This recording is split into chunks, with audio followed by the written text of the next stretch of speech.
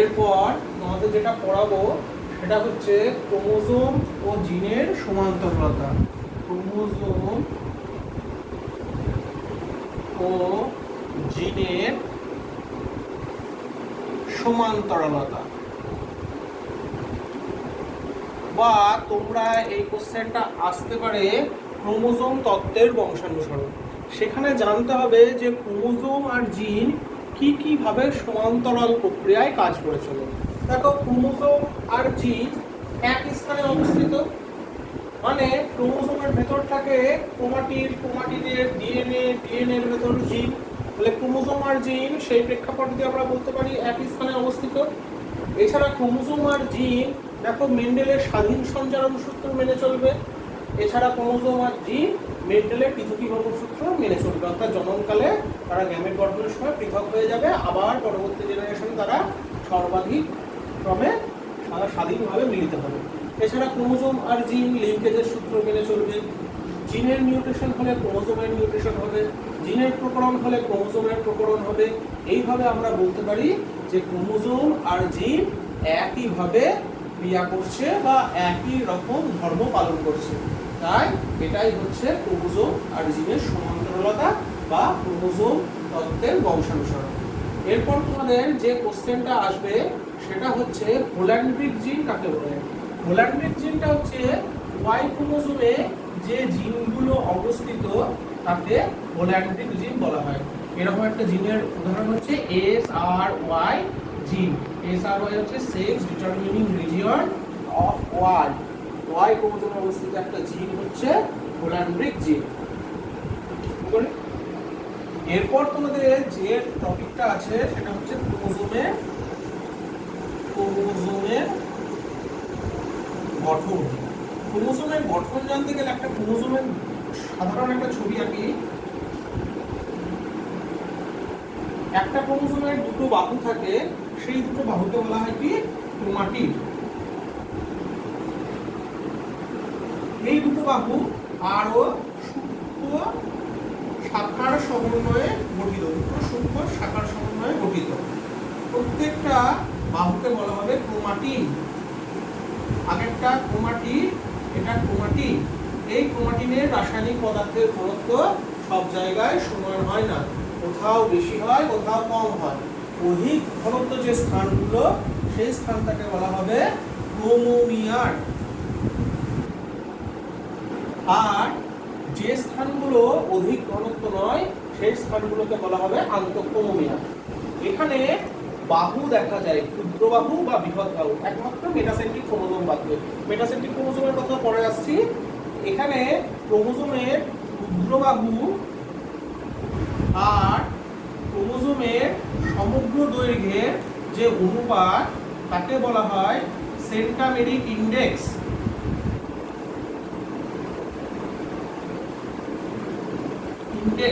এই কোশ্চেনটা পরীক্ষায় আসে, সেন্টামেরিক ইন্ডেক্স কি।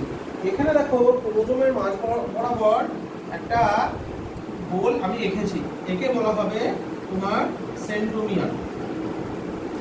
এই সেন্ট্রোমিয়ারটি এই ক্রোমোজোমের বাহুর সঙ্গে 6টা প্রোটিন নির্মিত প্লেট সদৃশ অংশের সমন্বয়ে যুক্ত।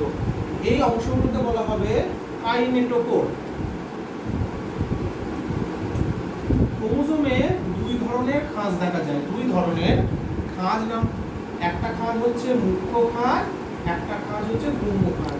মুখ্য খাঁজ হচ্ছে ক্রোমোজোমের যে জায়গায় সেন্ট্রোমিয়ারটা অবস্থিত তাকে ক্রোমোজোমের মুখ্য খাঁজ বলে। আর ক্রোমোজোমের মুখ্য খাঁজ বাদে যে খাঁজগুলো আছে তাকে ক্রোমোজোমের গৌণ খাঁজ বলে। এই গৌণ খাঁজ হচ্ছে দুই ধরনের, আবার টাইপ 1 আর টাইপ 2। টাইপ 1 গৌণ খাঁজ বলতে গেলে তোমাকে আগে নরের কথা জানতে হবে। নর মানে নিউক্লিয়ার অর্গানাইজার রিজন, অর্থাৎ এই ক্রোমোজোমের কিছু কিছু অংশ অনেক সময় নিউক্লিওলাসের ভেতর ঢুকে থাকে। তারা কি করে? নিউক্লিওলাস গঠনে অংশগ্রহণ করে। এই নিউক্লিওলাস গঠনে ক্রোমোজোমের অংশগ্রহণ করে, সেখানে ক্রোমোজোমের এক ধরনের খাঁজ দেখা যায় যাকে গৌণ খাঁজ 1 বলা হয়। এটা 13, 14, 15 ও 21 ও 22 নম্বর ক্রোমোজোমে দেখা যায়। এছাড়া ক্রোমোজোমের এই নর অঞ্চলে গৌণ খাঁজ বাদ দিয়ে যদি আর কোনো খাঁজ থাকে তাকে বলা হবে গৌণ খাঁজ 2। এটা দেখা যায় 1, 10, Y ইত্যাদি ক্রোমোজোম। এছাড়া বই আছে, একটু করে দেখে নিন। ক্রোমোজোমের যে নর রিজিয়ন আছে সেই রিজিয়নটা অনেক সময় ফোলা বাল্বের মতো দেখায়, একে বলা হবে স্যাটেলাইট। স্যাটেলাইট যুক্ত ক্রোমোজোমকে স্যাট ক্রোমোজোম বলা হয়। স্যাটের পুরো নাম হচ্ছে সাইন অ্যাসিডো নিউক্লিনিকো। এছাড়া একটা ক্রোমোজোমের শেষ প্রান্তকে বলা হবে টেলোমিয়ার। এই টেলোমারেজ নামে এক ধরনের এনজাইম থাকে। এই টেলোমারেজ এনজাইমটা রিভার্স ট্রান্সক্রিপ্টেজ এনজাইমের মতো করে কাজ করে। এর কাজ কি? এর কাজ হচ্ছে তোমার এমআরএনএ থেকে ডিএনএটা সৃষ্টি করা। এই টেলোমিয়ারের ফাংশনটা ক্রোমোজোমের মধ্যে সবথেকে বেশি। কারণ কি, আমরা যত বার্ধক্যের দিকে এগিয়ে যাই তত টেলোমিয়ার পোর্শনটা আস্তে আস্তে ক্ষয় পেতে থাকে। এই টেলোমিয়ারটা কি করে, নিউক্লিওসোমের ভেতর দুটো ক্রোমোজোমের মধ্যে বিকর্ষণ ঘটায়, তার ফলে ক্রোমোজোমগুলো কখনো এক হয়ে যেতে পারে না। এছাড়া টেলোমিয়ার অঞ্চলটা কি করে, নিউক্লিয়াসের ভেতর যে নিউক্লিয়েজ এনজাইমটা থাকে তাদের হাত থেকেও রক্ষা করে। যত আমরা বার্ধক্যের দিকে এগোবো তত টেলোমিয়ারটা আস্তে আস্তে কমতে থাকবে। এই হচ্ছে টেলোমিয়ারের মেন ফাংশন। এরপর ক্রোমোজোমের যদি রাসায়নিক গঠনটা তুমি দেখো তাহলে তোমাকে দুই ধরনের প্রোটিনটা তুমি পরিচয় পাবে। এক হচ্ছে হিস্টোন প্রোটিন আর অপরটি হচ্ছে তোমার নন হিস্টোন প্রোটিন। এই হিস্টোন প্রোটিন 5 ধরনের হয়: H1, H2A, H2B, H3 আর H4। এই হিস্টোন প্রোটিনটা যে 5 ধরনের হয় তার মধ্যে H2A, H2B, H3, H4 এগুলো কেন্দ্রীয় অক্টামার গঠন করবে, আর H1টা বাইরের দিকে থাকবে। এই হিস্টোন প্রোটিনটা 3 ধরনের অ্যামাইনো অ্যাসিড সহযোগে গঠিত। একটা হচ্ছে আর্জিনিন, 2 হিস্টিডিন, 3 লাইসিন। অপরদিকে নন হিস্টোন প্রোটিনের ক্ষেত্রে আমরা স্ক্র্যাপল প্রোটিনের একটা নাম শুনতে পাবো পরবর্তীকালে। এই নন হিস্টোন প্রোটিনটা 2 ধরনের অ্যামাইনো অ্যাসিড দিয়ে গঠিত, ট্রিপ্টোফান আর টাইরোসিন। এই হচ্ছে একটা ক্রোমোজোমের রাসায়নিক গঠনের চিত্র। এখানে তুমি দুটো নাম পাবে, একটা হচ্ছে নিউক্লিওটাইড, একটা হচ্ছে নিউক্লিওসাইড। নিউক্লিওটাইড আর নিউক্লিওসাইড নাম দুটো তোমরা ক্লাস 11-এ শুনেছো। এই নিউক্লিওসাইডটা গঠিত হচ্ছে পেন্টোজ সুগার আর N2 বেস দ্বারা। আর নিউক্লিও যদি টাইড হয়ে যায় তাহলে এর সাথে তোমার ফসফেট বন্ধনীটা যুক্ত হয়ে যাবে। এই হচ্ছে একটা ক্রোমোজোমের রাসায়নিক গঠন। এখানে তুমি 2 ধরনের ক্রোমাটিন দেখতে পাবে, একটা হচ্ছে ইউক্রোমাটিন, একটা হচ্ছে হেটারোক্রোমাটিন। ইউক্রোমাটিনটা তোমার সাধারণত ক্ষেত্রে হালকাভাবে রঞ্জিত হয়, আর হেটারোক্রোমাটিনটা সাধারণভাবে গাঢ়ভাবে রঞ্জিত হয়। ইউক্রোমাটিন ইন্টারফেস দশায় হালকাভাবে এবং মাইটোটিক ফেজ দশায় গাঢ়ভাবে, আর হেটারোক্রোমাটিন ইন্টারফেস দশায় গাঢ়ভাবে এবং মাইটোটিক ফেজ দশায় হালকাভাবে রঞ্জিত হয়। ইউক্রোমাটিনের ডিএনএ বেশি থাকে আর হেটারোক্রোমাটিনের ডিএনএটা কম থাকে। ইউক্রোমাটিনে যেহেতু ডিএনএ বেশি তাই এখানে ক্রসিং ওভারের মাত্রাটা অনেক বেশি হবে, হেটারোক্রোমাটিনে ক্রসিং ওভারের মাত্রা অনেক কম। যাবতীয় যা কাজ দেখছি ইউক্রোমাটিনের, তার মানে একটা ক্রোমোজোমের বেশিরভাগ অংশটা ইউক্রোমাটিন দিয়ে থাকবে আর একটা ক্রোমোজোমের কম অংশ হেটারোক্রোমাটিন থাকবে। এই ইউক্রোমাটিনের কখনো কোনো ভাগ হয় না, কিন্তু হেটারোক্রোমাটিনের দুটো ভাগ হয়, একটা হচ্ছে কনস্টিটিউটিভ, একটা হচ্ছে ফ্যাকাল্টেটিভ। কনস্টিটিউটিভ হেটারোক্রোমাটিন কোনগুলো? যেগুলো ইউক্রোমাটিনে কনভার্ট হতে আর পারবে না। আর ফ্যাকাল্টেটিভ হেটারোক্রোমাটিন কোনগুলো? যেগুলো ইউক্রোমাটিনে আবার কনভার্ট হতে পারবে। এই হচ্ছে একটা ক্রোমোজোমের তোমার রাসায়নিক গঠনের সামগ্রিক চিত্র। এখান থেকে আরো দুটো কোশ্চেন আসতে পারে, সেটা হচ্ছে ক্যারিওটাইপ, খুব আসে এটা, ক্যারিওটাইপ আর ভিডিওগ্রাম কি। এই দুটো টার্ম ভালো করে এখানে দেখে নেবে। ক্যারিওটাইপ হচ্ছে কোষ বিভাজনের মেটাফেজ দশায় কি হয়, আমরা ক্রোমোজোমের সেন্ট্রোমিয়ারের অবস্থান, ক্রোমোজোমের বায়ুর দৈর্ঘ্য ইত্যাদির উপর ভিত্তি করে ক্রোমোজোমকে স্পষ্টভাবে দেখতে পারি। সেই প্রক্রিয়াকে বলা হয় ক্যারিওটাইপ। আর ভিডিওগ্রাম হচ্ছে সেই ক্রোমোজোমের দৈর্ঘ্য, সেন্ট্রোমিয়ারের অবস্থান ইত্যাদি দেখে আমরা ক্রোমোজোমকে গঠন তার দৈর্ঘ্যের ক্রমহ্রাসমান অনুসারে সাজাতে পারি। সেই প্রক্রিয়াকে বলা হচ্ছে ভিডিওগ্রাম। এখানে কথাটা ভিডিওগ্রাম হবে, মানে ক্যারিওটাইপ আর ভিডিওগ্রাম তোমরা জেনে নিলে। এছাড়া ক্রোমোজোমের যেগুলো ক্লাস 10-এ আছে সেগুলো এক ঝলক বলে দিই আমি। তোমার সেন্ট্রোমিয়ারের অবস্থান অনুযায়ী ক্রোমোজোমকে 4 ভাগে ভাগ করা যায়। মেটাসেন্ট্রিক মানে সেন্ট্রোমিয়ার মাঝখানে আছে, তারপর সাবমেটাসেন্ট্রিক মানে সেন্ট্রোমিয়ার মাঝখানের পাশে আছে, অ্যাক্রোসেন্ট্রিক মানে সেন্ট্রোমিয়ার লেজের পাশে আছে, আর টেলোসেন্ট্রিক মানে সেন্ট্রোমিয়ার একেবারে টেল বা টেলোমিয়ারের কাছে আছে। এছাড়া ক্রোমোজোমের সংখ্যা অনুযায়ী আরও 3 ভাগে ভাগ করা যায়। অ্যাসেন্ট্রিক মানে সেন্ট্রোমিয়ার নেই, মনোসেন্ট্রিক মানে একটা সেন্ট্রোমিয়ার আছে, ডাইসেন্ট্রিক মানে দুটো সেন্ট্রোমিয়ার আছে, আর পলিসেন্ট্রিক মানে অনেকগুলো সেন্ট্রোমিয়ার আছে। এই হচ্ছে ক্রোমোজোমের একটা গঠনের সামগ্রিক চিত্র। এরপর তোমাদের যে মডেলটা পড়াবো সেটা হচ্ছে nucleosome solenoid model. Nucleosome solenoid মডেলটি আবিষ্কার করেছিল বিজ্ঞানী কোহলবার্গ আর কর্নবার্গ আর থমাস। এই নিউক্লিওজোম মডেলটা আবিষ্কার করেছিল বিজ্ঞানী কর্নবার্গ আর থমাস। এই নিউক্লিওজোম মডেলটা জানতে গেলে আগে তোমাদের সেই কথাটা মনে করতে হবে যে হিস্টোন প্রোটিন কত ধরনের ছিল। হিস্টোন প্রোটিন ছিল H1, H2A, H2B, H3, H4। তার মধ্যে H2A, H2B, H3, H4 এই 4টে হিস্টোন মিলে একটা কেন্দ্রীয় অক্টামার গঠন করেছিল। সেই কথাটা আমি আগেই বলেছি। তাহলে নিউক্লিওজোম মডেলে এবার ঢুকে যায়। একটা নিউক্লিওজোম মডেলের ব্যাস মোটামুটি ধরো 10 অ্যাংস্ট্রম, এই 110 অ্যাংস্ট্রম, আর উচ্চতা হচ্ছে 60 অ্যাংস্ট্রম। এই নিউক্লিওজোম মডেলের কেন্দ্রীয় অক্টামার হিসাবে 4টে হিস্টোন প্রোটিন থাকে, H2A, H2B, H3, H4, এবং এখানে একটা লিঙ্কার ডিএনএ থাকে, একটা ডিএনএ থাকে যেটা হচ্ছে 146 বেস পেয়ার যুক্ত। এই ডিএনএটা 1.3 পাকে একে বেষ্টন করে থাকে। এটা হচ্ছে একটা নিউক্লিওজোম মডেল। এই নিউক্লিওজোম মডেলের বাইরের দিকে থাকে লিঙ্কার ডিএনএ। এই লিঙ্কার ডিএনএটা তোমার কি করে, দুটো নিউক্লিওজোম মডেলকে অ্যাটাচ রাখতে সাহায্য করে। এই লিঙ্কার ডিএনএটা 10 থেকে 80 বেস পেয়ার যুক্ত হয়। এছাড়া বাইরের দিকে থাকে একটা হিস্টোন প্রোটিন। সেই হিস্টোন প্রোটিনটার নাম হচ্ছে হিস্টোন 1 বা H1। এটা কি করে, লিঙ্কার ডিএনএর সঙ্গে আর নিউক্লিওজোমের সঙ্গে অ্যাটাচ থাকতে সাহায্য করে। এই একটা লিঙ্কার ডিএনএ, একটা হিস্টোন প্রোটিন এবং একটা নিউক্লিওজোম, এদের একসঙ্গে বলা হয় ক্রোমাটোজোম। ক্রোমাটোজোম কি? ক্রোমাটোজোম হচ্ছে একটা নিউক্লিওজোম, তার বাইরে লিঙ্কার ডিএনএ, তার বাইরে হিস্টোন প্রোটিন, তাকে একসঙ্গে বলা হচ্ছে ক্রোমাটোজোম। এই অনেকগুলো নিউক্লিওজোম ক্রোমাটোজোম, অনেকগুলো নিউক্লিওজোম একসঙ্গে মিলে অলিগোনিউক্লিওজোম গঠন করছে। আবার অলিগোনিউক্লিওজোমগুলো একসঙ্গে মিলে 100 অ্যাংস্ট্রম ব্যাস বিশিষ্ট একটা সলিনয়েড মডেল গঠন করছে। এই সলিনয়েড মডেলের মধ্যে লিঙ্কার ডিএনএ আর H1 হিস্টোন প্রোটিন কি করবে, নিউক্লিওজোমগুলোকে আটকে রাখবে।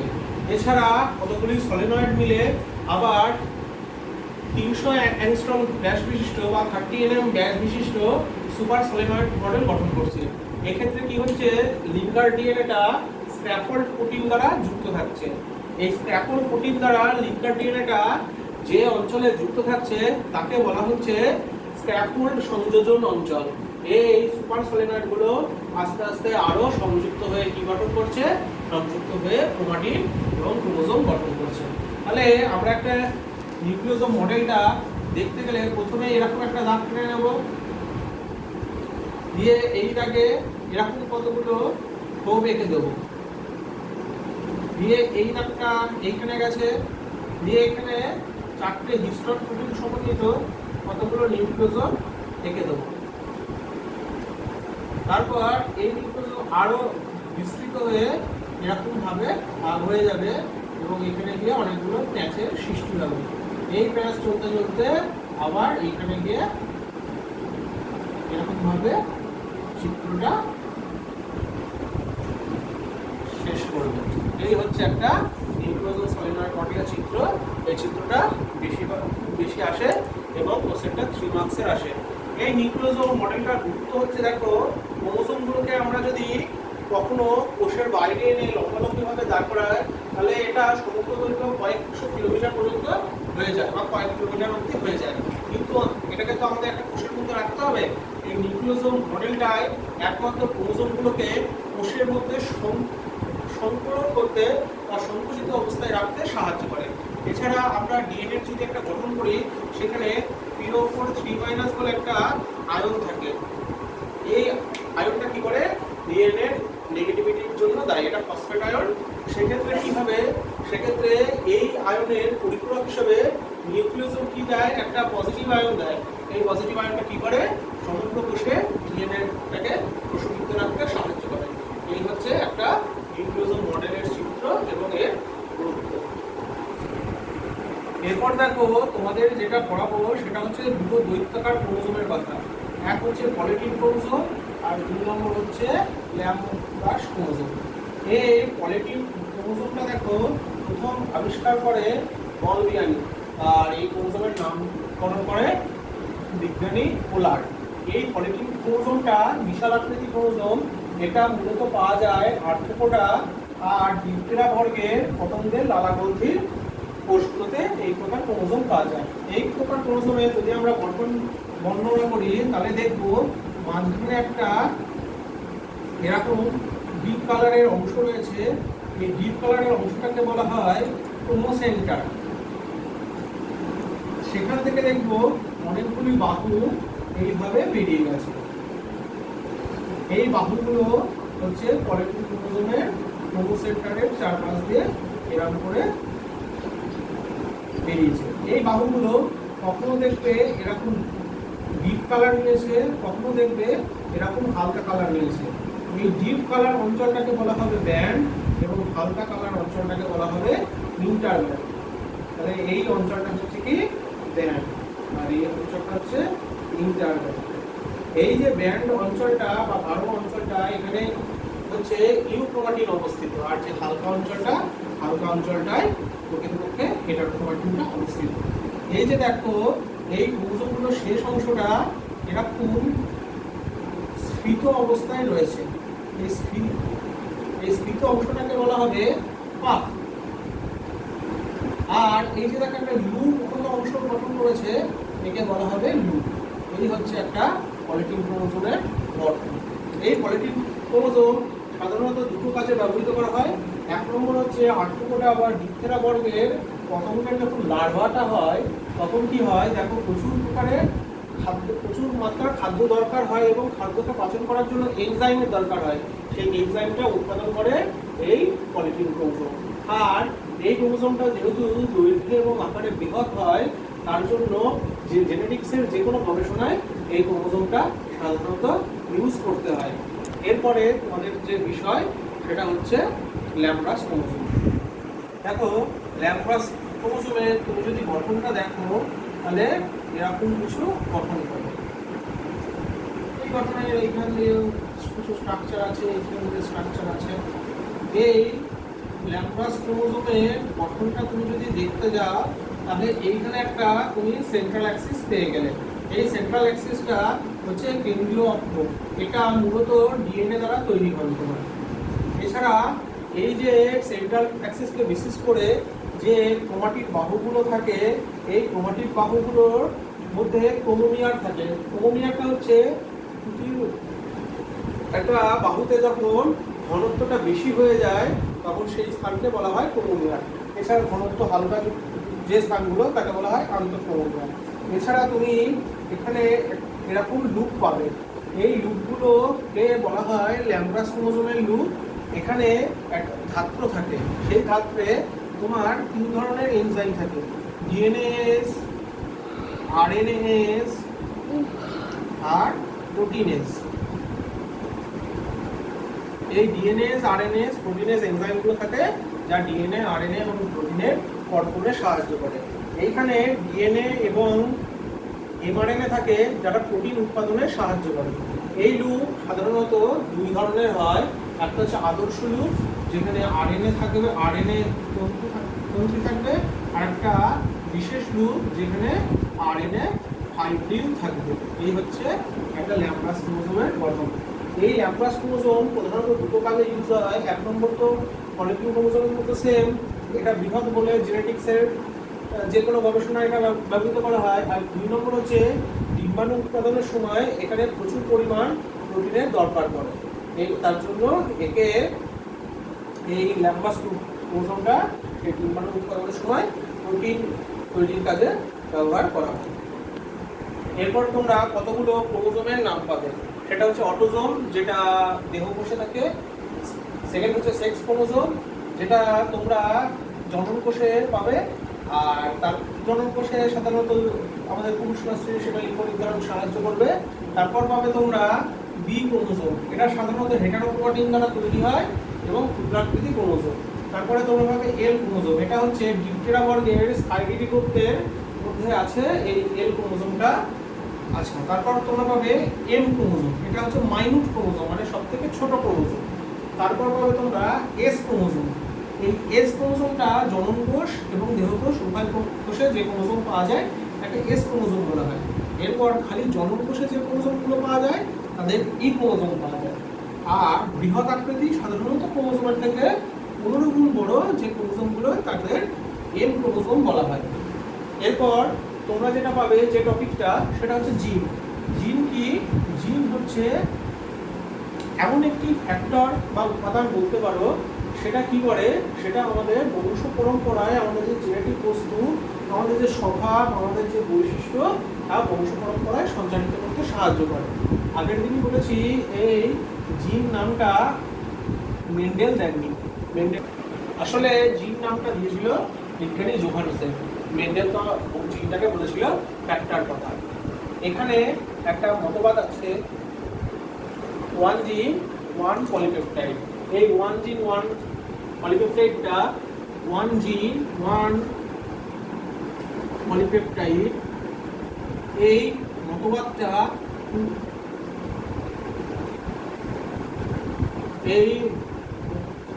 মতবাদটা পরবর্তীকালে চেঞ্জ হয়ে গেছে। ওয়ান জিন, এই আগে ছিল ওয়ান জিন ওয়ান এনজাইম এবং পরে হয়ে গেছে ওয়ান জিন ওয়ান পলিপেপটাইড। এটা বলেছিল বিজ্ঞানী জর্জ বেডেল এবং পরীক্ষায় বসে আসে ওয়ান জিন ওয়ান পলিপেপটাইড মডেলটি কে বলেছিল। এখানে আমরা কিছু জিনের নাম শিখবো। এটা হচ্ছে প্রথমে সিস্টন। সিস্টনকে বলা হয় শারীরবৃত্তীয় কার্যের চরম একক।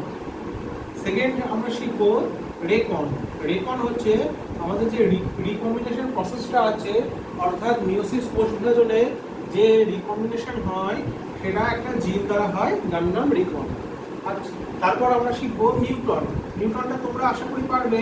মিউটনটা যারা মিউটেশনে সাহায্য করে যে জিনগুলো বা দায়ী তাকে মিউটন বলা হয়। তারপর আমরা জানবো রেপ্লিকন। রেপ্লিকনটা কি? যারা রেপ্লিকেশনের জন্য দায়ী তাদের রেপ্লিকন বলা হয়। এছাড়া আমরা পরে কোডন আর অপেরন সম্পর্কেও জানবো, ওই টপিকটা এখন আসবো না। এছাড়া আমরা দুটো জিনের নাম জানবো, একটা হচ্ছে এক্সন, একটা হচ্ছে ইন্ট্রন। সবাই এই এক্সন আর ইন্ট্রনে এসে ভুল করে যায়। যারা এমআরএনএ, যারা প্রোটিন সংশ্লেষে কোডন বহন করে এমআরএনএর মধ্যে অবস্থিত, তাদের বলা হয় এক্সন, যারা কোডনটা বহন করবে। আর যারা কোডন বহন করবে না তাদের বলা হবে ইন্ট্রন। এই প্রশ্নটা সবাই ভুল করে। আর এছাড়াও কিছু জিনের নাম আছে, যেমন হচ্ছে স্প্লিট জিন। স্প্লিট জিন হচ্ছে যে জিনটা ইন্ট্রন আর এক্সনে বিভক্ত, সেই জিনটাকে বলা হয় স্প্লিট জিন। এছাড়া আছে ছদ্ম জিন, যারা জিন কিন্তু আরএনএ থেকে প্রোটিন সংশ্লেষের জন্য কোনো কাজ করবে না। এছাড়া আছে তোমার ছদ্ম জিন। সেই ক্ষেত্রে তারা কি করবে, এক সময় সক্রিয় ছিল, পরবর্তীকালে তারা আবার নিষ্ক্রিয় হয়ে গেছে।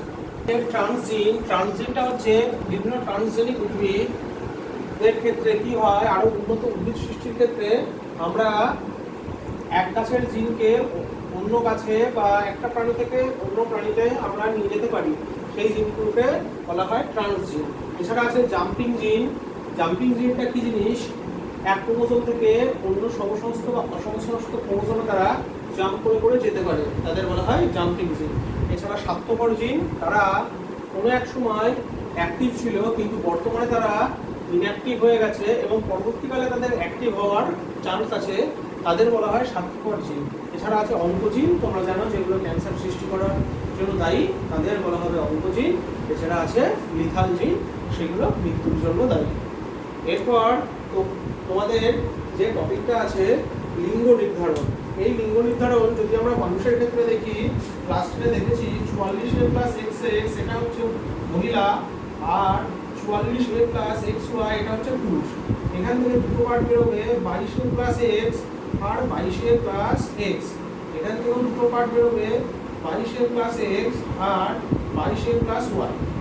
এদের যদি আমি ক্রস ঘটাই তাহলে কি হবে দেখো,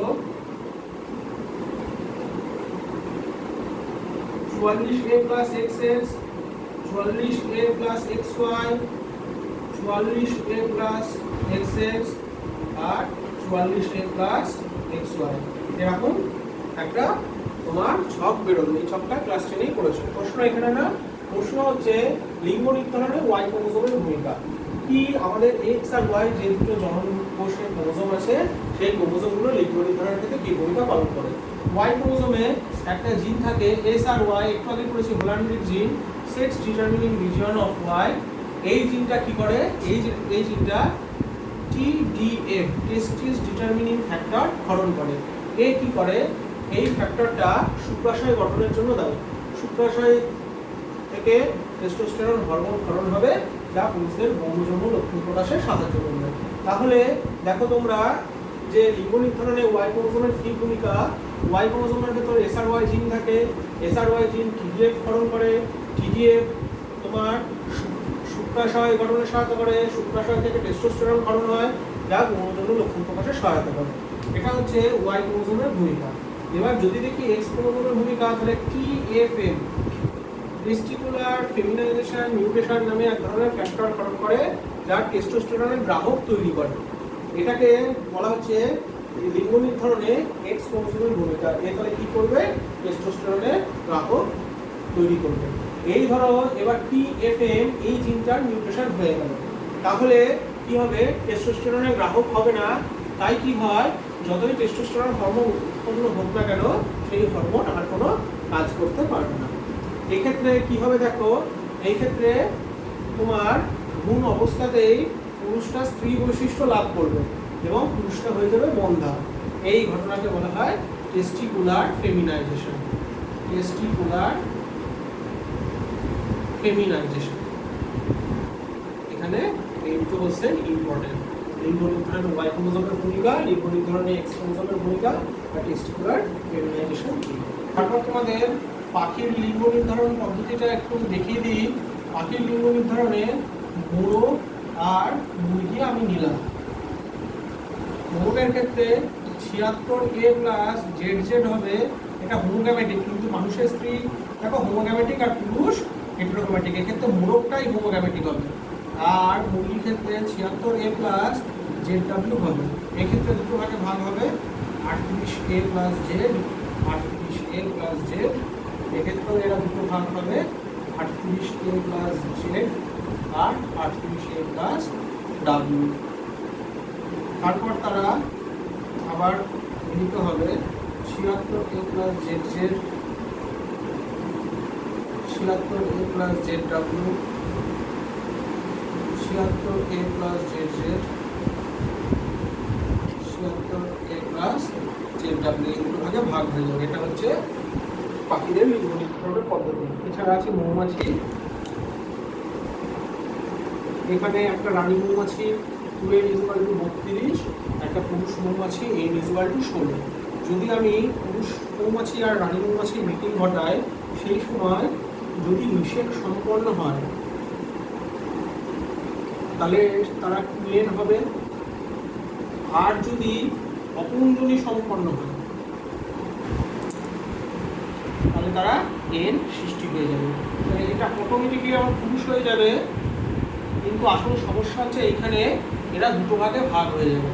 একটাকে যদি আমরা রয়্যাল জেলি খাওয়াই তাহলে সেটা রানী হয়ে যাবে, একটাকে যদি আমরা বি ব্রেড খাওয়াই তাহলে তারা শ্রমিক হয়ে যাবে। এই হচ্ছে মৌমাছির গুণগত কারণে কথা। আজকে এইটুকু